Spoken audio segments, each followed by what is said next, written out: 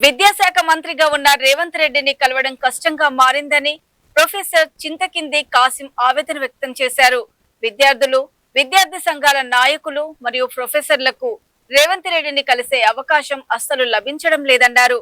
కనీసం ప్రతి 15 రోజులకు ఒకసారి 2 గంటల సమయం కేటాయించండి అని professor Chintakindi Kasim social media వేదికగా రేవంత్ రెడ్డికి తన విన్నపాన్ని తెలియజేశారు. ముఖ్యమంత్రి చేతిలోనే విద్యాశాఖ ఉంటే విద్యారంగాన్ని అభివృద్ధి చేయడానికి ఎక్కువగా అవకాశం ఉంటుంది.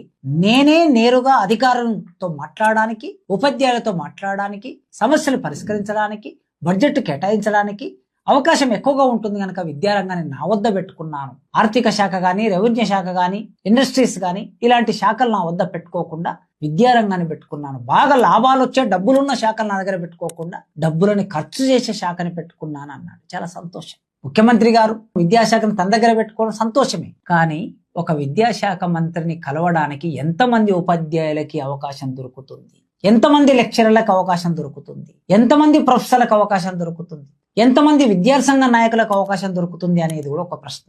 ముఖ్యమంత్రిని కానీ కలవాలంటే ఒక ప్రోటోకాల్ ఉంటుంది. వారిని కలవడానికి, వారి అపాయింట్మెంట్ దొరకడానికి చాలా సమయం పడుతుంది. ఎందుకంటే రాష్ట్రాన్నంతా పరిపాలించే ముఖ్యమంత్రి గారికి సమయం ఉండకపోవచ్చు. మరి వారికి సమయం ఉండనప్పుడు విద్యారంగానికి సంబంధించిన సమస్యల్ని ఎవరి వద్ద ప్రస్తావించాలి, ఎవరికి చెప్పుకోవాలి, ఎవరు పరిష్కారం చేస్తారు? ఇది ఒక పెద్ద సమస్యగా గత 2.5 సంవత్సరాలుగా తెలంగాణ రాష్ట్రంలో ఉంది.